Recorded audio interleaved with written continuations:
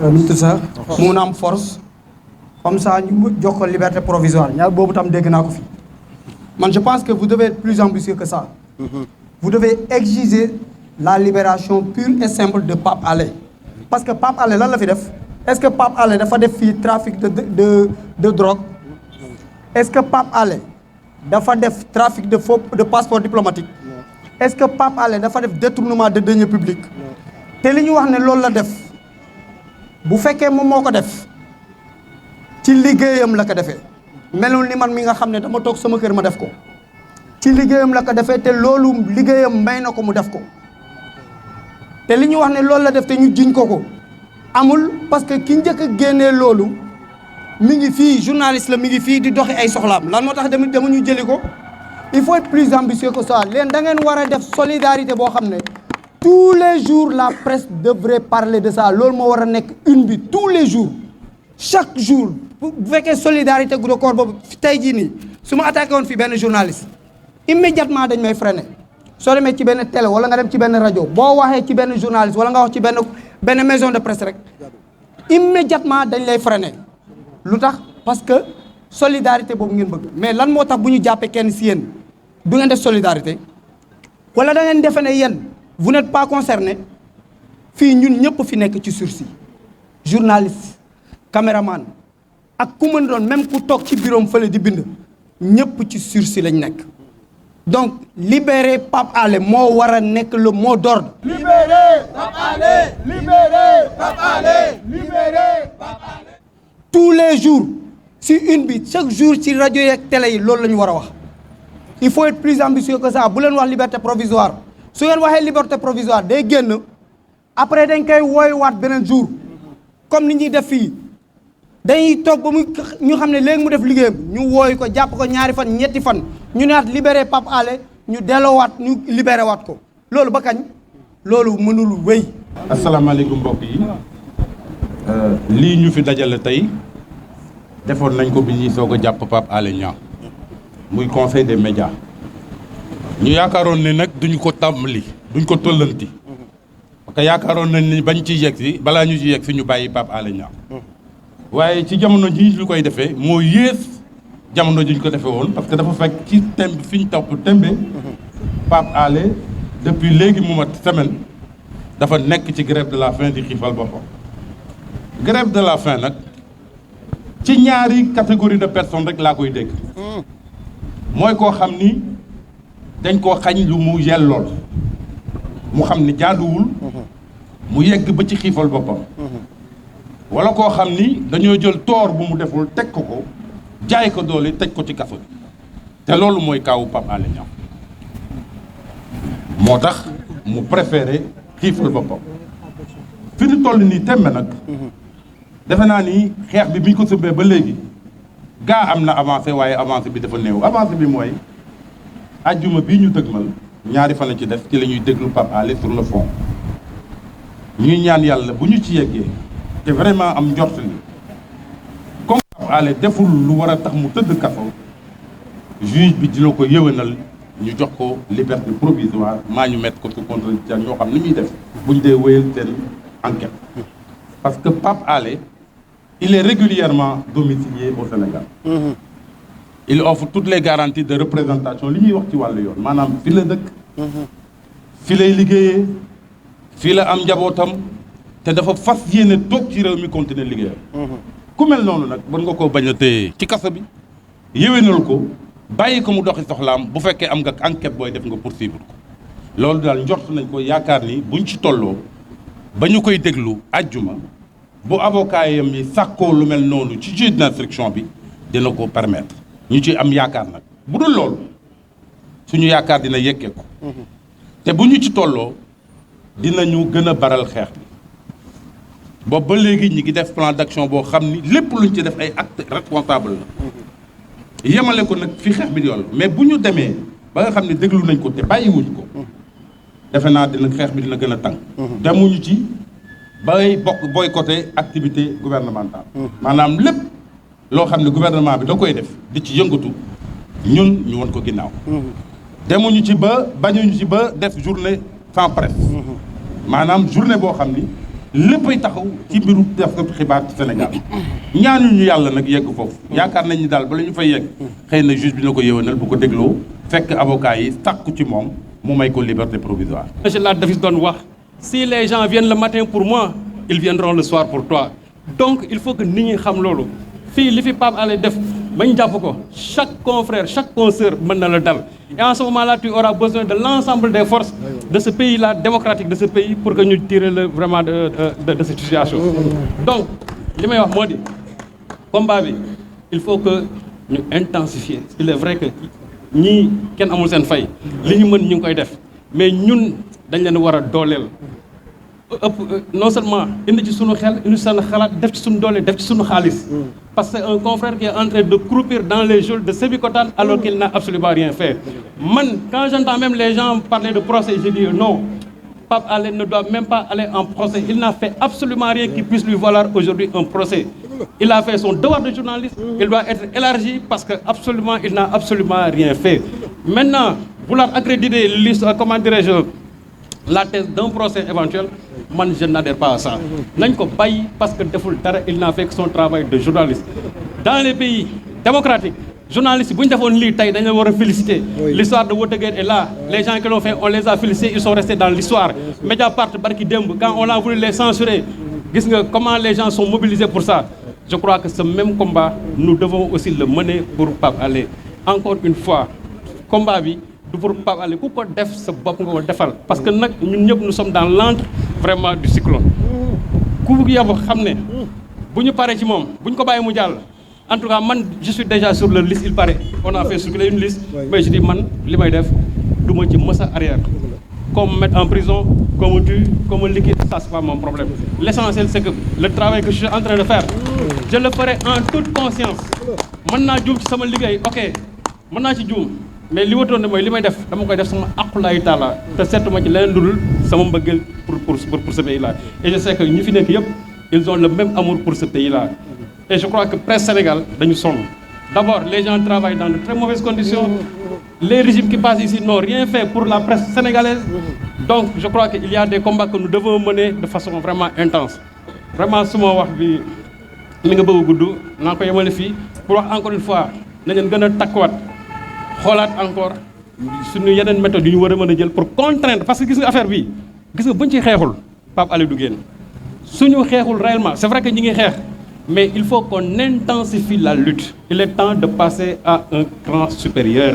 buñ ko deful Pape Alé risque de rester longtemps en prison et en ce moment-là ñun dinañ ci am une part de responsabilité fa mu nekk du ñi ko jàpp ñu koy génne de duñ ko génne seen coobare bopp de bés bu ñu koy génne c'est parce que ils sont dans la contrainte pour génne ko contrainte boobu nag ñun rek ñoo ko mën def pour les contraindre aujourd'hui à aller élargir Pape Alé loolu laa amoon vraiment ci lu may wax maa ngi leen di gërëm leen sant j'ai été un peu prolixe merci beaucoup. ma jiitu ci micro bi niñ ko waxee wax ji moom mën na gën a mën na gàtt léegi daal defe naa jëf moo des ndax it nee nañu ko xamul buur saay na ñu wax la li nga xam ne moom ngay comprendre nañu jéem fexe nu ñu génnee Pape Alé ndax benn waxtu rek waru ko def ci prison ñuy wax ñu ni def na fa tey 31 jours donc ñuy waxaat lañu waxoon suñu baat ca kaw duñu bàyyi suñu famille duñu bàyyi suñu njaboot te Pape Alé suñu njaboot la lu ñu ci góobee gar amuñu lu dul suñu profession bi wax naa ko keroog ca marché ba foruñu ko foyowuñu ko dañ ko jàng ba mu metti def ci sunu jëmbat ci sunu fayda def lu ne nag pour réew mi fu ne woo nañu fa pour ñu liggéey pour ci yoon bi ñu féete muy journalisme ñii nekk ci nguur gi tey xëy na ba ñu ñëwagul xamoon nañu ñun ñooy kan comme la ma waxoon keroog bàyyi sa xel nag delloo si sa xel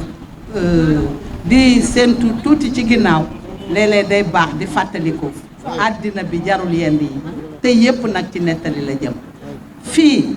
affaire président affaire nguur da ngay ba ngay ñëw dafa am koo remplacer incha allah bu yàlla dogalee ni sa nguur day jeex yàlla na nag na nettali ba rafet defuñu benn moral waaye nag dañuy wax waxu njëkk ak teraanga pour ñu bàyyi Pape Alé Niang mu ñibbi delloo si leen xel yi bàyyi Papa Alé man nag man bokk ñaanuñu parce que deful lu tax ñu war ko tëj ñaanuñu lewaayuwuñu dañ ni lebuñu dañ ni nañu bàyyi Papa Alé mu ñibbi ci pendant qu'il est temps loolu daal laa bëggoon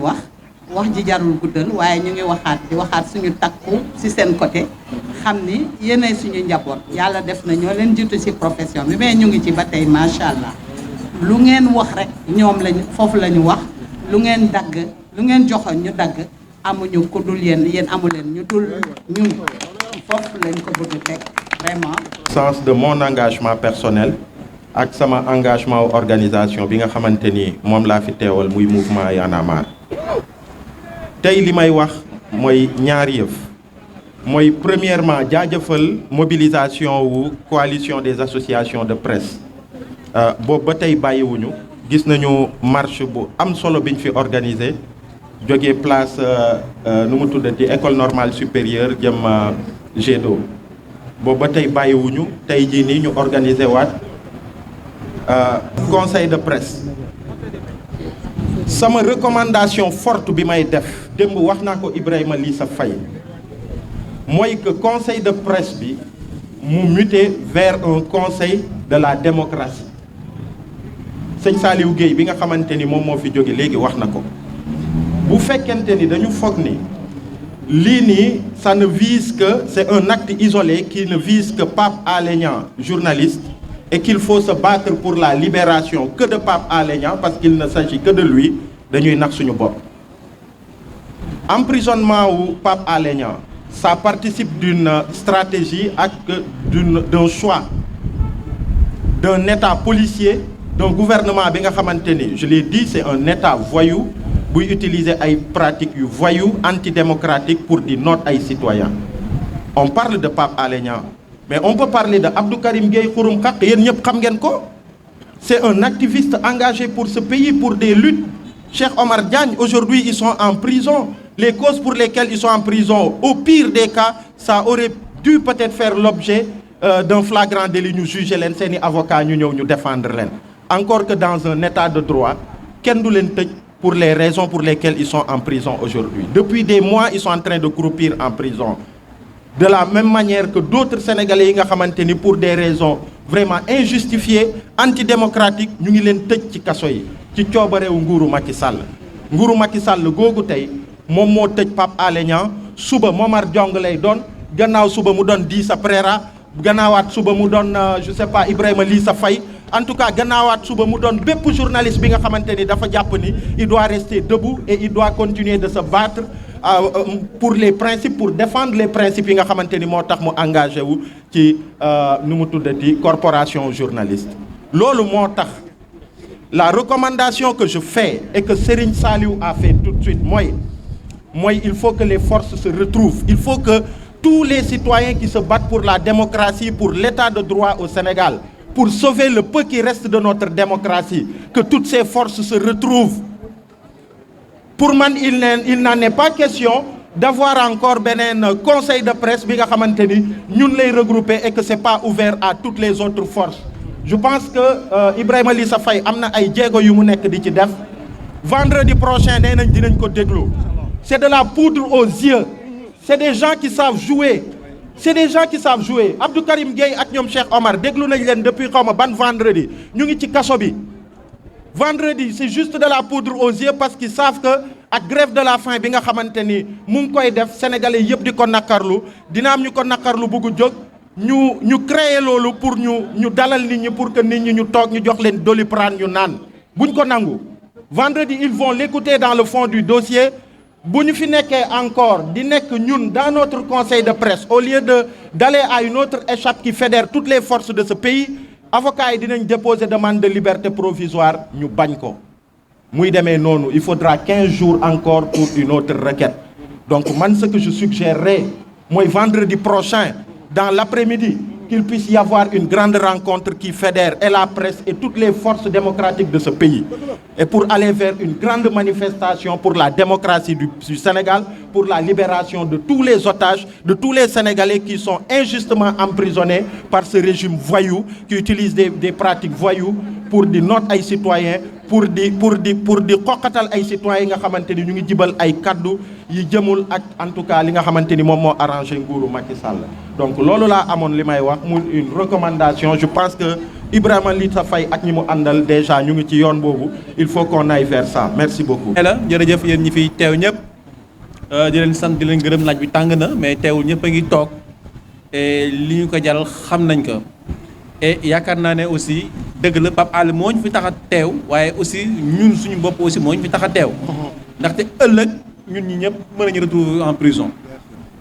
xam nañ ne journaliste lañu et traitement de l'information moom saa su nu ne mën nañu ko jotee information et bu dee nag nu ne mën nañu ko jotee information traitement bi mi ngi soob ci en tout cas technique yi nga xam ci ne moom la ñu jàng ñu ko wax di ko pratiquer et bu yàlla defee nag ñu jot ci information yoo xam ne secret défense la wala ñu naan estampillé secret tey ñu war ko génne mu am intérêt pour population bi dañ koy génne donc bu jaree ñu war a dem prison nañu xam ne nañu yaatal prison yi raxas ko te préparer accueillir ñu te xam ne dinañ dem prison ñun ñëpp waaw et donc nag mbir mi du Pape Alé mbir mi ñun ñëpp la muy di journaliste di technicien di chauffeur di administration ñëpp a ci yem donc xeex bi yaakaar naa ñun ñëpp a war a génn jàpp ci di xeex léegi nag wax dëgg fa yàlla ñi fi jàll ñëpp dégg nañ ni ñu jot a wax et aussi am na solo et boobu ba léegi aussi je pense que on est très responsable et il faut quand même ñu xam ne bëgguñu dem ci ay action non conventionnelle action non conventionnelle nag ku ne xam ne lu mu wund et bu ko laajee dinañ ci yegg et ñi ngi am yaakaar que ajjuma bu ñu ko dégloo nañ ko bàyyi mu ñibbi këram dellu ci njabootam mu faju ba retrouver waat santeem ndaxte kat ku ne xam na ne presque une semaine grève de la faim xam nañ li muy def ci yaram et vraiment commencé na sonn et yaakaar naa ne bu doon tur woon ne état bi am na yërmande kon doon nag bàyyi mu ñibbi bu yàgg waaye nag c'est dommage parce que vraiment jéem nañu lépp xeex nañu wàcc nañ ci tali bi def nañ marche taxul mu bàyyi ko et def nañ médiation taxul it mu bàyyi ko engagé na grève de la faim et xam nañ lu ci nekk li nekk ci grève de la faim ni mu grave et tey jii nii dañu ragal ne sax en fait état bi leneen la bëgg et loolu lay nuru waaye bu soobee yàlla mën na bañ a am li ñuy wax nag ba wax mooy maanaam que su ko bàyyiwul sa année semaine prochaine ñu ngi jëm ci ay action non conventionnelle et lii di collectif Free Pape Alé ak CAP ñi ngi waxtaan et yaakaar naa ne semaine bi sax waroon am action non conventionnelle waaye heureusement bu ñu fixé datu audition bi loolu moo tax ñu tegg suñu tànk mais bu du woon loolu kon jamono ji tey kon leneen la ñuy wax kon da ngeen dégg ne kon tey Coor ma nga ca prison ba wala Maguette mi ngi ca prison ba wala Lissa Faye mi ngi ca prison ba ndaxte kon xamoon naa ne te kon tey jii nii tey action bi bu ñu ko day def ñoom Abibou ak ñeneen ñoo fiy ñëw taxaw di dootuñu wax Free Pape Alé kese mais nañ ci boole Free Coor nañ ci boole Free Maguette nañ ci boole Free Lissa ndaxte boobaa kon li ñu war a def kon gëm naa ne dañuy jàpp yóbbuñu ci kaso ba et loolu la aussi nag duñu ko bàyyi bu dee libéré wuñu Pape Alé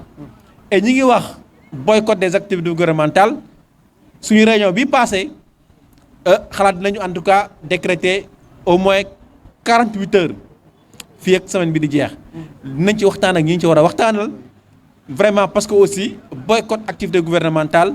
wala journée sans presse doo ñëw rek sànjaafu ko noonu am na ay action yoo xam ne moo ko jiitu balaa nga ciy yegg et donc ku ne xam na quand même presse bi yaatu na njaboot gi bëri na et it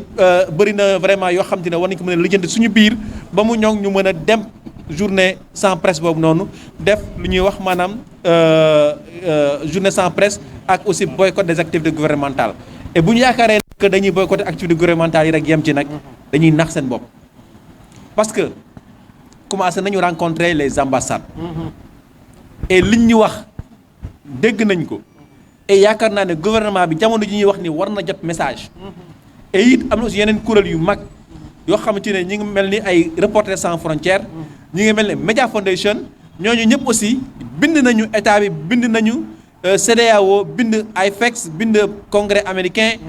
bind ñi nga xam ci ne aussi ñooy Union européenne bind ñëpp ñoo xam ci ne en tout cas ñi ngi défendre liberté la presse liberté de manière générale dans le monde en Afrique et ici au Sénégal et yaakaar naa ne message yooyu noonu yëpp muy Media Foundation di Reporters sans frontières di corps diplomatique yi xanaa état bi mënul fàtte loolu yëpp vraiment bañ ko bàyyi xel et yaakaar naa ne aussi it ki nga xam ci ne mooy assemblée nationale muy opposition du pouvoir di ñëpp aussi ñoom war nañu aussi jóg wax ak le président de la république wax ak ki nga xam ci ne aussi mooy garde des Sceaux ñu bàyyi vraiment Pape Alé Niang mu ñibbi këram ndaxte 31 jours de prison ëpp na et loolu ci Sénégal kese la am boo jëlee pays Afrique de l'Ouest yëpp war nga këpp tey jii rek fii rek Sénégal rek la am journaliste bu nekk prison et loolu lu ñaaw la par rapport ak way bi nga xam ne Sénégal moom la amoon et tey jii nii suñuy partenaires yi ak ñi nga xam ci ne vraiment ñoo yàgg di liggéey ak Sénégal fu Sénégal toogatee di wut dara dañ ko tegal ci table bi que kat sa dëkk léegi dañuy tëj journaliste ci kaso bi ci exercice de ses fonctions et loolu lu ñaaw la lu ñu loo xam ci ne yaakaaruñ ko woon mais am na et wax dëgg fa yàlla nag semaine bii mooy daj dëpp bi dañ koy bàyyi vraiment ñëpp delluwaat suñu liggéey ñëwaat taxawaat ci li ñuy wax assise des médias vraiment organiser suñu métier bàyyiwuñ ko nag ñu teg fële assise des médias bi dugg ci beneen anam ci xeex et boobaa dina gën a tar ndax dinañ gis leneen am na yoo xam ne moom duñ ko wax mais da ngeen gis ne carrément que xeex bi dina tar boo xam ci ne gëm nañ ne nañ fi jàpp ay journalistes yu bëri dugal kaso bokk bu dee kaso rek lañ bëgg nañ préparé kaso yi te xam ne nañ dem kaso incha allah voilà.